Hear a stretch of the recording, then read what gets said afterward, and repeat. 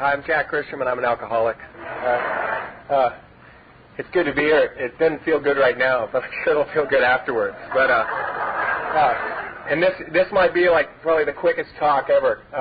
I got a beeper. My wife's getting ready to have a baby any second, and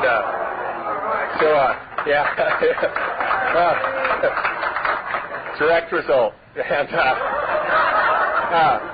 so she told me, she said, I don't care how far into it you are, the beeper rings, you're leaving. And so anyway, but it's good to be here, and it's really good to be sober. And I got in a big argument with my sponsor, well, as much arguing as I could do with my sponsor today about this. And because I don't like doing it.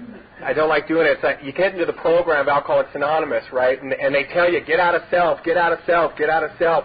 And they train us to get out of self constantly. You know, it's not about you, champ, not about you. You know, and then get out of self, get out of self, get out of self. Go talk about yourself. What? You know, wait a minute.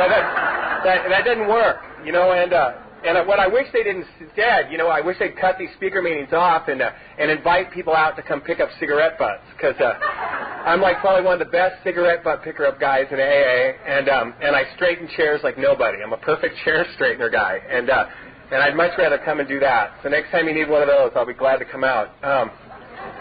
Anyway, I took my first drink at 9 years old, and you know, it's funny because I got a 12-year-old now, you know, and we had a little beach party for her last night, you know, and I took my first drink at 9, and so she's 12, and sometimes she'll go, hey, Dad, you know, can I walk down to the pier, can I go whatever? It's like, yeah, go ahead, have a blast, you know, and then she comes home, and when she comes home, I give her that hug, you know, the sniff hug, you know, like the little hug and sniff, you know, what's up, you know, and, you know, because I knew what I was doing, you know, by that time I was into it. You know, I was going, and I ran off. You know, it's funny. I talked to my mom, and she was going, "Do you remember when you ran off with that carny?" And I was about 11, maybe 12 years old, ran off with a carnival worker, and they didn't even call the cops. You know, by that time my parents had given up, and you know, and they just let it go. I came back a couple weeks later, you know, and besides being an alcoholic, besides taking that first drink, I'm a total hypochondriac. You know, I got it all. Anything that comes out, I got. You know, they had that encephalitis thing in New York going on with the mosquitoes, you know.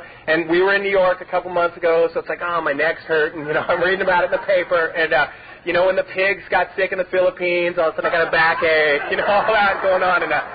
And what I did when I was a kid is when they showed those films, when I was growing up, they used to show these films. They were great, like the great scare films that they'd show in school. You know, it's like if you drank, your kidney just blow. Boom. You know, a couple of drinks, kid, your kidney's gone. You know, and it's going to blow. You know, and if you smoke pot, you're not going to be able to breathe. And if you take acid, you're going to think you're an orange. And it's like, I bought it. You know, it's like I bought it all. I believed it. And the way my alcoholism worked out, and the selfishness, self-centeredness being the root of my disease, whether or not I'm drinking or whether or not I'm doing anything, that's the root of my problem. I've had it since I was born. You know, and sometimes I hear people say, well, I started drinking when I was this age, so I've been to this many meetings, now I'm equal. It's like, I'm never going to be equal. I started thinking like an alcoholic the day I was born. You know, I'm not going to get equal. And, you know, I still think bad. And most of my worst ideas come non-drunk. And anyway, so I believe that stuff. You know, and I acted out. I got the privilege of being kicked out of every school in the Long Beach School District, and you know, I got my first arrest when I was 13 years old, a vandalism charge. And I always felt that I was different. And I loved, you know, our 10-minute speaker was talking about some of the problems that go hand in hand with alcoholism, and a lot of it's the physical and sexual abuse. And that's what happened to me as a kid.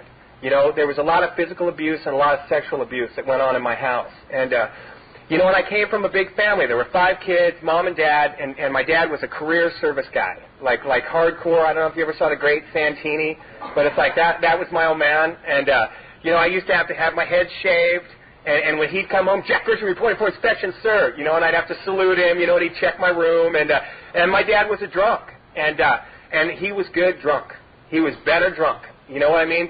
You know, you prayed that Dad came in, you know, sauced, because he was good sauced. You know, when he wasn't drunk, you know, that was when you had to duck and run, you know, when he hadn't been drinking. And, you know, and when he drank, it was better.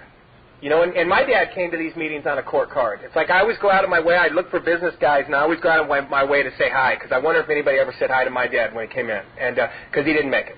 You know, he came in on a court card, went back out and drank, and ended up dying from this disease. But Anyway, go back. Came from that family. Total physical abuse, sexual abuse going on in that house, incest, all sorts of crap was happening, you know. And I was acting out, you know, and getting kicked out of all these schools and feeling different.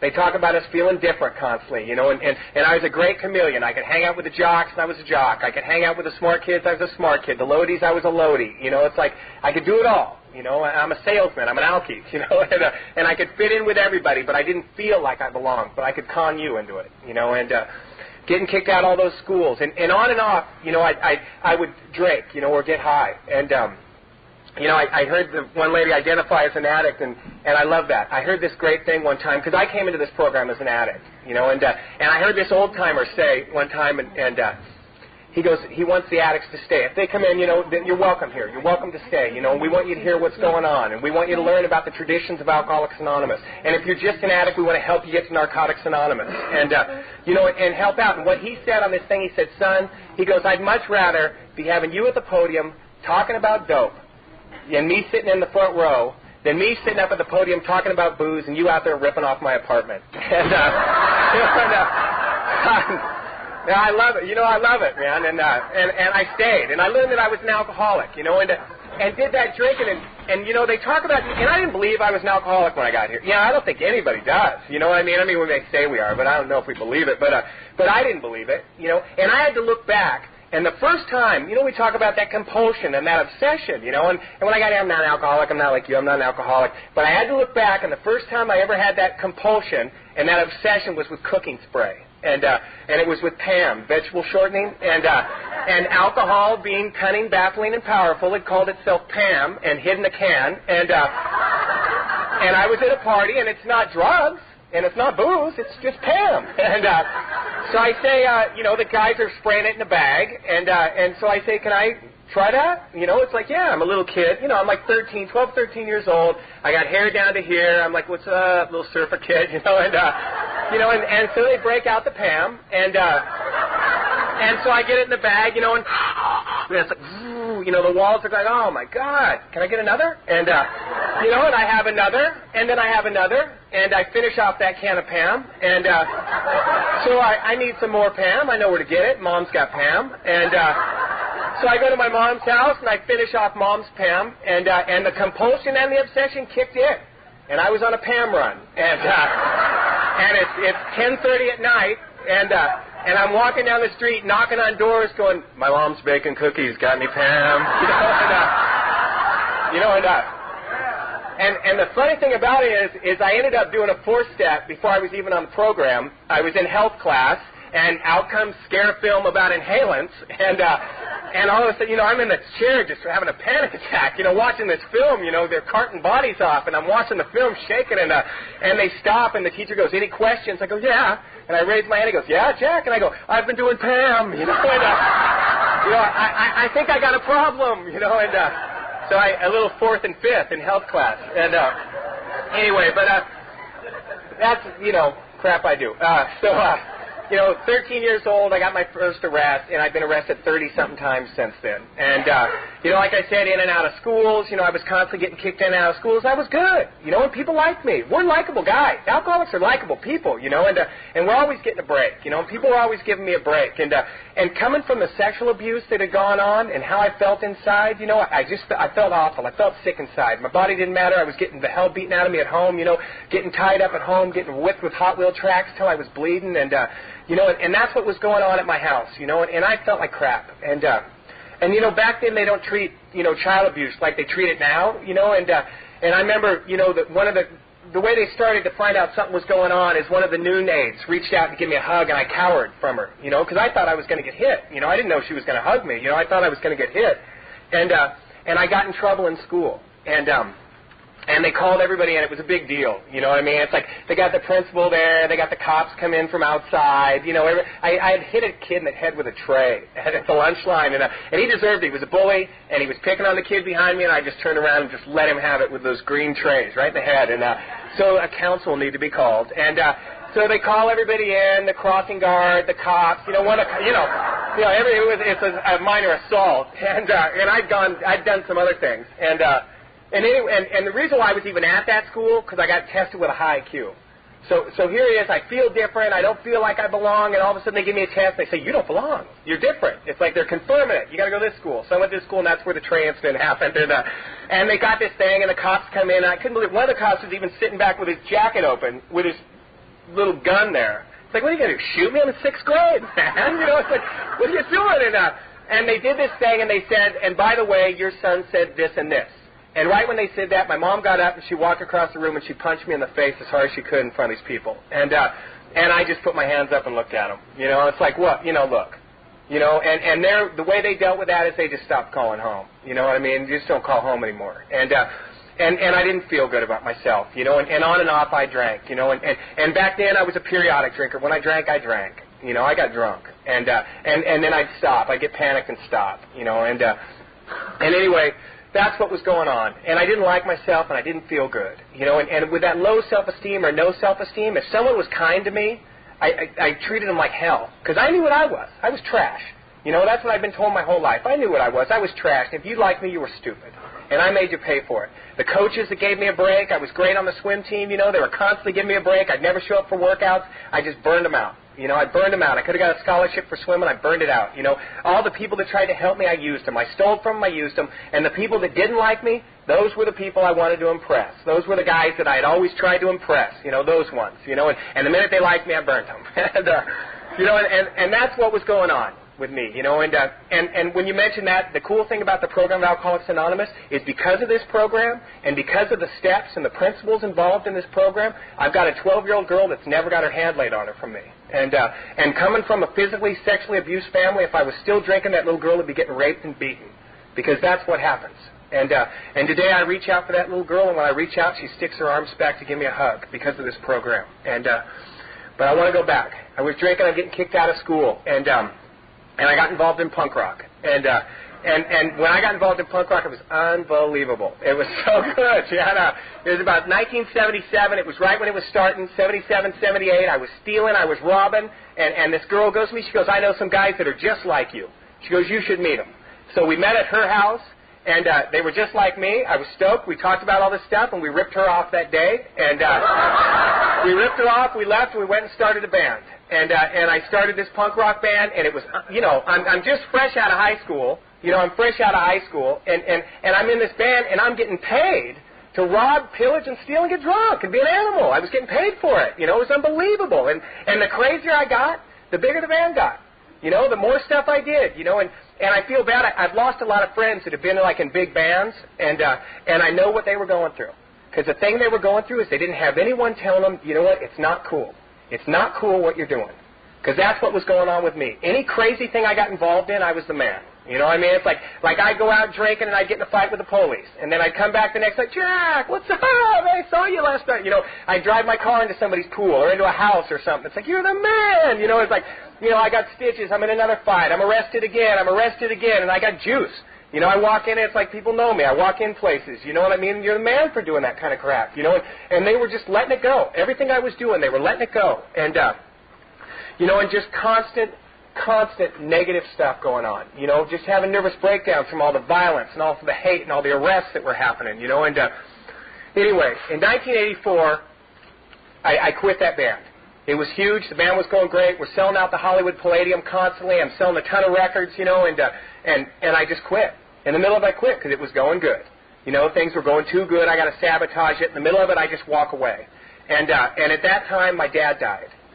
And that was really tough. This thing I had with my dad, you know, that great Santini son kind of thing, you know, it's like, to me, my dad was God.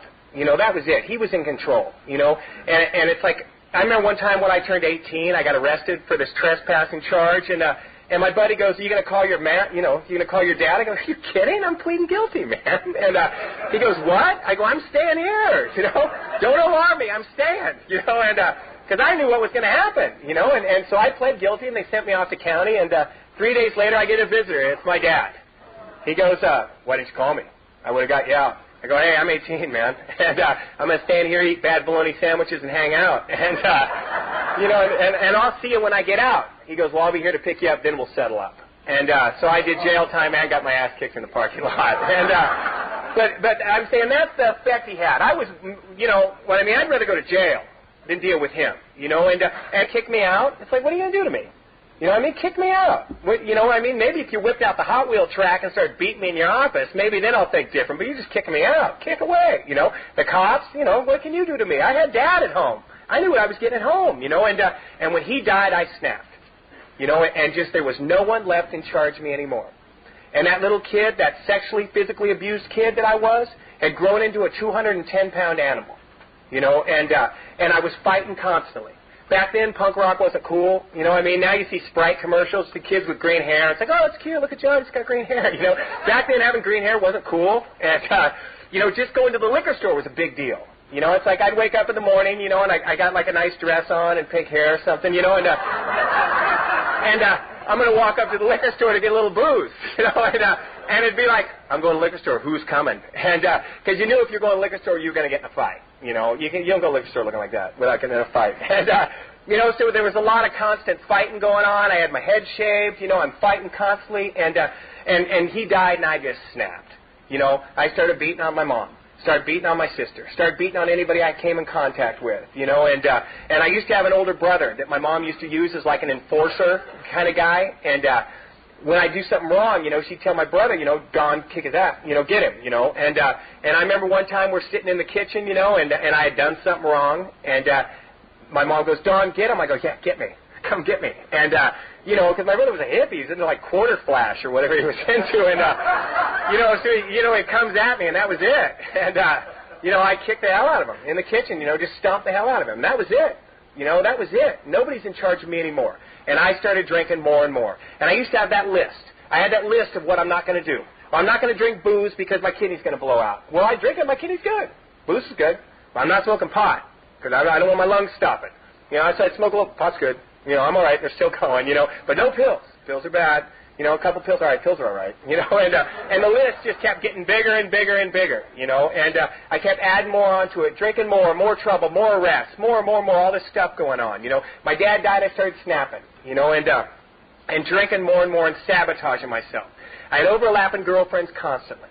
I couldn't stand being alone. You know, they talk about this being the disease of loneliness, you know. And that's how I felt. I was so stoked one time. I heard Judy Garland used to make, like, 3 a.m. phone calls, you know. Like, so I used to make 3 a.m. phone calls, you know, to Jim from kindergarten. I haven't seen in 18 years. You know, what's up, Jim? I miss you, man. You know, those kind of calls. And I thought, oh, Judy makes calls. I make calls. I'm like Judy, you know. And, you know, and I couldn't stand being alone. I always constantly got somebody with me, got a girlfriend with me constantly. If not that one, I had one before that one was gone. I just had the next one going, you know. And I used to have this big friend. Well, I still have him, but I used to drink with him and get in fights with him. This guy's huge. You know, he's got no teeth. His teeth are knocked out. He's got, you know, the F word tattooed across his stomach. You know, he's like, you know, arms like this. And that was my pal. I'd run and hung out with this guy, you know. And he's huge. And he used to come over like 2 or 3 o'clock in the morning because he knew I couldn't stand being alone. So he'd knock on my window. You in there, man? You know, I go, yeah. He goes, I'm coming in. And he'd come in and he'd curl up on the floor next to my bed, you know, just to make sure I was okay. And one time we got in one of those fights, those drunk fights, you know, you're both crying, you know, and you're fighting, you know. And he looks at me and goes, you know what, sucker?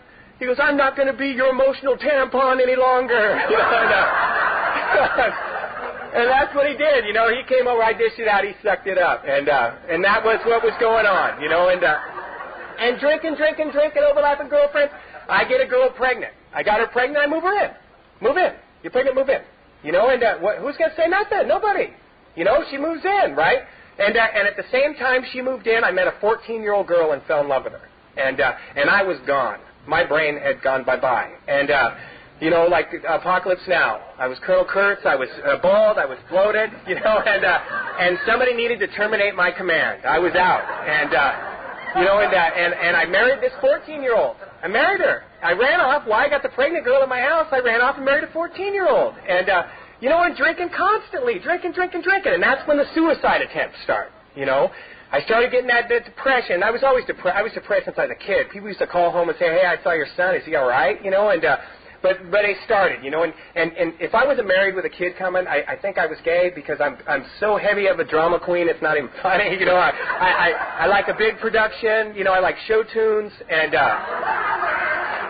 so the suicide attempts got to be big show tunes, you know what I mean? Big attempts. And I like to laugh about this because it makes me feel better, but it's a serious thing. You know, I can't tell you how many funerals that I've been the pallbearer at friends of mine that have ended up killing themselves, you know, because they couldn't stay sober. At that point where we can't stay drunk and we can't get sober, and they're at that point and they don't know what to do and they end up just dying.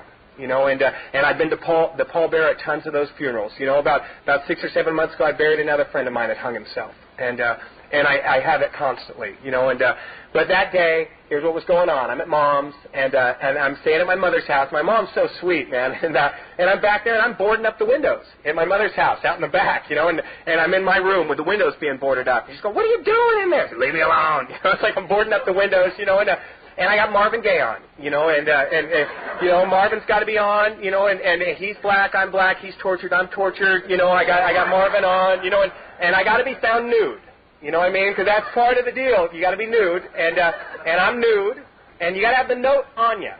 You know what I mean? You can't, God forbid, they come in, cut you down, and 6 months later they find the note. It's like, oh, is that why? You know, it's like they got to know now, you know, and so I got the note on me, you know, pinned, and naked with the note pinned, and I got the note, I got the noose, and I had this noose. It's funny, I was on the One Day at a Time program before I even knew what that was. It's like I put up a chin-up bar, you know, we're going to do more physical exercise, less physical exercise. I put up a chin-up bar over my bed, you know, because I'm going to work out. That's going to make me feel better, you know, and I didn't do chin-up one, but it was a great place to put the noose. And so I used to have this noose up, and I'd wake up every morning with the first word that I'd say, coming to, after drinking all night, would be the F word. You know, my eyes would open, you know, and I'd look up at the noose. Should I hang myself? No, I'll go one more day, you know. And but this day I'm doing it. I'm done. I've had enough, you know. And I got the noose, and I got the noose, but I couldn't do it over the bed because I'm too tall, so I had to move it. And you know, and I got Marvin on. I got the note. I got everything, and I had a couple in me, you know. And so anyway, so I'm up, and I get up, you know, and I got the stool, and I'm on the stool, and it's, you know, what's going on, you know, it's funny, I'm like, yeah, you know, I got I'm thinking, you know, and I used to claim that I jumped, but this being an honest program and having a couple in me, I didn't jump, I think I fell, and I fell, and what happened was the cabinet broke, and I landed on my butt, and I got a big rope burn and screwed my back up, and I was scared to death. Because I wanted to die, but I didn't want to do it, you know, and that's what happened, you know. And I'm going to tell you my worst day because I want to talk about the steps because I don't got much time. I'm drinking constantly, but this day, you know, they talk about here that we need to remember our last drunk. Because if we don't remember our last drunk, we're doomed to repeat it. I can't remember my last drunk. You know, I don't remember it. I added a couple days onto my sobriety because I didn't know if I was drunk or not. You know what I mean? I had to add some on. But I remember my worst day. And my worst day, I wasn't drunk. And I was on the 405 freeway cutting myself up with a razor, and I abandoned the car in Long Beach. I abandoned the car in a park in Long Beach. I crawled down in a sewer ditch, and I crawled up this pipe. I crawled up a sewer pipe, and I crawled back there in the pipe to slit my wrist because I didn't want my family to find my body. And I ended up crawling out of that pipe because I couldn't do it. I was covered with human waste. I had stunk. I was bleeding all over the place. I was just filthy. I was a wretch. I climbed up and I was wandering down this alley, cussing at God for sticking me here in all this pain and not giving me the courage to kill myself. And that's how I ended up. And I remember that day every day. You know, I had let my daughter go. That little baby that I had with that girl, I had that baby, and I let her go. I used to say they took my baby away from me, but they didn't. I let her go. You know, they said, we're leaving. I said, good. I didn't want her around. I had the 14-year-old I was involved in. I had drinking to do. I didn't want a kid around, you know. And they took my daughter away. But what I would do is I'd go over to their house. I'd go over to my baby's house at 3 or 4 o'clock in the morning, drunk. You know, I'd been drinking. I'd be stinking like booze. I'd been on the cocaine, you know. And I'd go over there to that house, and I'd pound. I'd kick in that door, and I'd go in that house, and I'd threaten everyone in that house, and I'd get that little baby out of her crib, and I'd just hold that little baby. And I'd have a bloody nose coming in, and I'd be holding that little baby, and I'd just rock her, you know. Because at the time, she was the only person left that didn't hate me. And then I'd slump down against the wall. They'd pull the baby out from my arms and call the police. You know, and that's what was going on in my life at that time. The way I got to the program of Alcoholics Anonymous is a friend of mine got busted out in front of the house, and it was great. I was, you know, it was like 2 or 3 o'clock in the afternoon. I'm in my pajamas watching cartoons, getting ready to go out that night, and you know, because you don't go out until the sun goes down. And so anyway, I'm sitting there, and my mom goes, "Fitzy's getting arrested outside." I go, "What?" She goes, "Fitzy's going down outside." My friend Fitz, and I peep out the windows. I'm laughing. He's getting arrested out in front of the house, you know, on a cocaine trafficking charge. And so I laugh. So he goes off to Warm Springs, you know, and he's like a little blonde, freckle-faced guy. He's not doing good in county, you know what I'm saying? And he, you know, he goes off and pleads his short time and goes off to rehabilitation and does his rehabilitation thing. And he comes out of rehabilitation with this walking hand in hand with Bill, Bob, and Jesus deal going on, you know, and like when the new guys get fired up, they're going to go back and save the neighborhood. It's like, well, that's what Fitz was doing. He comes back to the neighborhood. He's going to start saving. He's healing. And he comes to my house, you know. What's up? You got a problem, man. I go, hey, you got the problem, champ. I saw you go down, you know. I'm good. And I wasn't good, you know, and he talked me into going to a meeting. And I remember walking into my first meeting. It was the Rap Center on 10th and Pine in downtown Long Beach. And at the Rap Center, it's like you were stoked. Like if a girl had most of her teeth, you were stoked. You know, it's like, oh, no way. God, she's got like 3 up front. It's like, you know, it's like that was hot, you know. And I remember walking in there and you know, that laying in the gutter and looking down, you know. I walked into the Rap Center, loser. Oh, scumbag. No, that guy from school. I'd never get high with him, not like him. Oh, these people are jerks. I'm out. I'm on my own on this one. And I'm going to stop, because I took a look back, and yeah, maybe I was drinking every day. You know what I mean? Maybe I was having a problem with the pills, you know, and whatever. So I'm going to stop on my own. I don't need a program, whatever cult thing you guys got going on down there. I don't need that. You know, I'm going to stop on my own. I stopped. I stopped for 30 days. 30 days. And but the deal was, I had stopped for 30 days, but I didn't have any spiritual defense against that first drink. I was just not drinking.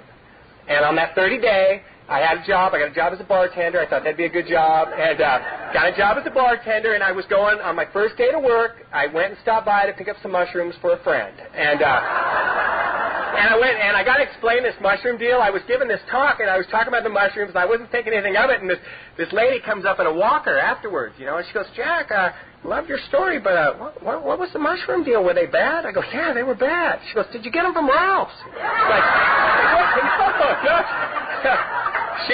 she got sober before mushrooms were popular, I guess, you know. And anyway, so I went over there, to get some mushrooms for a friend, and while I'm sitting there, I'm bragging about how sober I am. I'm bragging. You know, I'm sober. You know, and I'm telling the guy I don't drink. I got 30 days. I'm not getting high. I'm not drinking. Is that your bong? Is it? Oh. I got alcohol, cunning, baffling, and powerful, called itself skunk bud, and jumped into this guy's bong, and I reached out and took a hit of pot. And I thought, oh, my God, I just took a hit of pot. Give me a drink. And, because I'm not stopping, and I blew it. I blew it, so I might as well take a drink. Well, since I just took a drink and smoked some pot, I might as well eat a gram of shrooms. And so I ate a gram, I hang out, a little more pot, a couple more drinks. I might as well eat another gram. I'm a big guy. And he ate another gram, and walk out to the car. I'm still not coming on, so I eat another gram, drive to work, and introduce myself as a new guy. And I got my tie on, I'm looking good, and I'm still not coming on, so I eat the rest of the bag, 2 more grams. And I'm back there cutting up some limes, having a nice time with the limes. And I thought, you know what, he burned me. The guy burned me. It's no good. No good. Those mushrooms are no good. So I go call this guy on the phone, right? I call him up. I go, you burned me. He goes, what are you talking about, you burned me? I go, they're no good. He goes, what do you mean they're no good? The mushrooms are no good. He goes, what do you mean they're no good? I go, I ate the whole bag. I'm not coming on. He goes, hey, you just left my house like 15 minutes ago, man. And I'd lost track of time somehow. And I said, I got to go. And I hung the phone up. And when I hung the phone up, the top of it, that little rubber grabbed that thing, that the phone bent in the middle, and it just grabbed that thing, and it made the happiest little rubber sound you'd ever heard in your life. It goes, when it grabbed, oh my God, I go, I'm done. And I walked out and started serving drinks. And I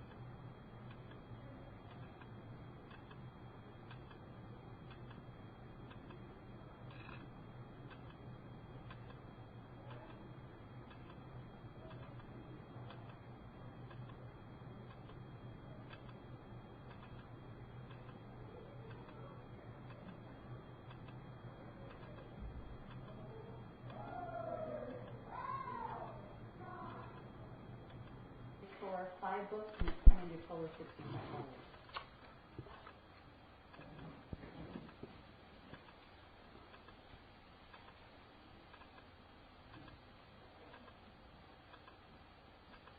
Did this guy get in?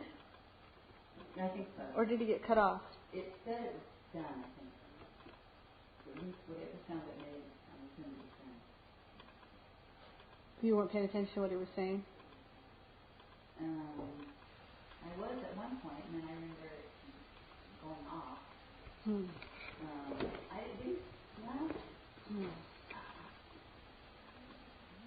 What is the story end like? Do you remember? I heard the part about when he threw the drink in the guy's face. Carl Lewis's face. But I don't remember the part about his daughter and all that. It doesn't seem like it would only be 30-some minutes. I thought I would have to turn the tape over.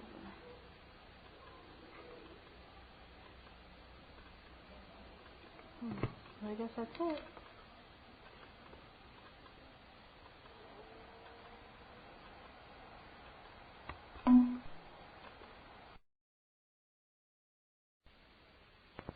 And started serving drinks, and I got in a fight with Carl Lewis, the sprinter, and Carl Lewis wanted a drink. So I'm pouring Carl a drink. I go, "What's up, Carl?" He goes, "I'm not Carl." I go, "Yeah, I'm cool. I know you're Carl." Pouring him a drink. He goes, "I'm not Carl. Give me my drink, man." I go, "Carl, I'm cool. Don't worry about it, man." And he goes, "I'm not Carl." "You're Carl, man. You want your drink, Carl? You want your drink? There's your drink." And I took Carl's drink and chucked it in his face. And you know, they talk about alcoholics being quick thinkers. Thinking back now, this thought that I had must have been in a millisecond of a minute. Because I threw the drink, and the drink's coming out of the glass real slow at Carl, you know, and I'm watching it go at him, and it's coming out real slow, and Carl's not moving, right? And I see the drink hit Carl in the face, and I go, "Oh, my God."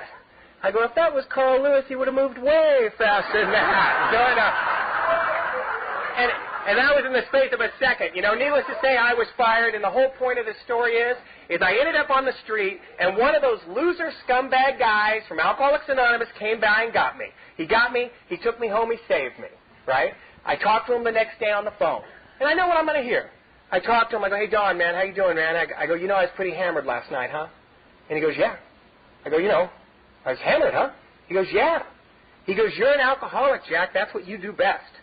You have the disease of alcoholism. You cannot stop, and if you stop, you cannot stay stopped on your own power."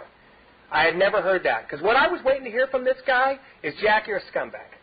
Jack, you're a loser. Jack, you lost another job. Jack, you went to jail again. You're a scum. You're a loser. Another job, another this, burned someone else, screwed someone else." And what he told me is I have a disease, and it was out of my control and out of my power. And I had never heard that in my life. And I wish to say that guy is still here with us, but 2 weeks later he decided to go out and shoot heroin for the first time, and he overdosed in the car. And he went out on a relapse, and he died. And since then, I've lost close to 60 friends on this program in the time that I've been sober. I bury friends at the rate a couple a year, you know, and they just keep coming. They're the people I've lost because of this program. And I had to hang out, and I had to get involved in the program of Alcoholics Anonymous, you know, and a lot of time new guys come in here, and we just tell them don't drink. And to me, that's not enough. People told me don't drink constantly. "Jack, just don't drink." Well, it was like that Nancy Reagan thing, you know, when she said just say no. I had like a little shirt that said just say thanks. "Oh, thanks." It's like, you know, to get involved in the program, get involved in those steps, you know, and I only got a couple of minutes, and this is the most important part, and sometimes I get carried away at the first because it's funny, but the steps are what's the best, man, and it's the program, and it's what saves my life, and it's what keeps me sober, you know. Number one, admit I'm powerless over alcohol. I didn't admit it into my innermost self until I was a year and a half sober. And I heard Scottish Alex with the eye patch. You know, I don't know if any of you guys ever heard him, but he said between drinks was his problem. When he drank, he was a hail fellow, well-met kind of guy. And when I heard that, I said, that's me. You know, when I had a couple of drinks, I liked you. You know what I mean? I'm a visiting drunk, and, you know, I drink at the bar, and then I walk down the street, and I see a light on. Hey, hi. You know, come up, knock on the door. Hey, what's going on in there? You know, I just want to say hi. You know, and, you know, I'm a nice drunk. You know what I mean? A couple of drinks in me, and, you know, I like you. You know, a couple of drinks and a couple of pills. V&V was my favorite drink, vodka and Valiums. You know, and a couple of pills, you know, and a couple of drinks, a couple of pills, I want to give a big hug. Give me a big hug, you know, and I want a big hug. A couple of drinks, a couple of pills, and a line of cocaine. I want to start a business with you, you know, and you take it out of me, and I'm that scared, beaten, raped, abused alcoholic kid. You take that out of me and I want you dead. I don't function well when you take the booze out of me, and I didn't get it. What do you mean I'm powerless over alcohol? Alcohol makes me feel better. It always worked. When I drank, I was gone. I didn't have those feelings anymore. I got sober, now I got them. What am I going to do? How do I deal with it? And when I heard that, I accepted that first step. And every day I live that first step, admitting that I'm powerless over alcohol the minute I wake up in the morning, and admitting that my life is unmanageable. It says it in the A, B's, and C's before they say that when we do the reading. It says our personal stories before and after admit that no human power could restore us, that God could and would, and that our lives are unmanageable. Before and after, not just while we were drinking, before and after. I admit it every day. That second step, coming to believe that a power greater than myself could restore me to sanity. And what I learned is that you guys could restore me to sanity. And the sanity that they talk about in the big book is not that I'm going to stop dyeing my hair. My license says other under hair color because I change my hair all the time. I like to wear my pajamas and slippers to meetings. And I'm not going to get sane that way. But the sanity that they're talking about in the big book is the insanity that I can sit here and talk all this AA stuff and then walk right out of here and think that I can go into a liquor store and get a bottle of booze and take a drink and it's not going to have the same effect on me that it had the last time. That's the sanity that they're talking about. I realize that, and by coming to these meetings and every day hearing about alcohol, hearing about the disease and staying in the front lines of alcoholism and losing those friends, I know it. This is where I'm restored to sanity. It's through you as my higher power. And that's step 3. Turning my will and my life over to the care of God as I understood Him. For me, what I had to do, I had trouble with God. When I was out there, I prostituted myself. I ripped off churches. I dug up graves. I'd done all that crap, and I didn't want anything to do with God, But I could turn my will and my life, what I was told was my thoughts and actions. I can turn my thoughts and my actions over to the program of Alcoholics Anonymous. I can think like you think. I can do what you tell me to do. When I finally accepted that third step when it came to God was when I was about 9 years sober. And it was that little girl I had, the 12-year-old. Because of making amends to her, because of making amends to her mom and paying my child support, she let me have my daughter back to come live with me. And this woman, if she never let me have that little girl again, I wouldn't blame her. I put her through hell. I'd fist fight her when she was 8 months pregnant, and she gave me my little daughter back. And my daughter was rolling smokes one day. And she was rolling smokes out in the garage. I'm not even going to go into her actually smoking them last week, but she was rolling smokes. And I walk out in the garage and I catch them. And they're rolling smokes out there, and I'm pissed. I walk out here, the kids are in the garage, paint thinner, they're rolling smokes, and it's like, oh my God, and I'm mad. I take a step back, and I do that 11th step. When we become agitated, we go to God. We ask God for that divine hunch, that inspiration, how am I going to handle this, Because what used to happen to me, if I got caught rolling smokes, I'd get the hell beaten out of me. I'm coming out of it with a broken arm, and because of the program, I'm not abusive. So I step back, I do that prayer. And I walk in there and I said, sweetheart, look, I don't like you rolling smokes, and let me tell you what happened to me when I was your age and I started doing that. And I talked to her with love. I told her I didn't approve. I treated her with love, and I didn't beat her, and I didn't lay a hand on her. I walked out of that garage, and I had this feeling that came over me. Because my parents were like God. And what I was learned that any God that had anything to do with me, He wanted me dead. He just hadn't got a chance around to it yet. You know what I mean? But I was done. I knew He wanted me. And I walked out that garage, and I thought about it, and I thought, that little girl, I love that little girl so much that I'd never want to see her hurt. I didn't walk in that garage and catch you rolling smokes and say, you know what? I caught you rolling smokes, so I'm giving you cancer. I caught you rolling smokes, so I'm going to kill your mom. I caught you rolling smokes, I'm going to give you AIDS.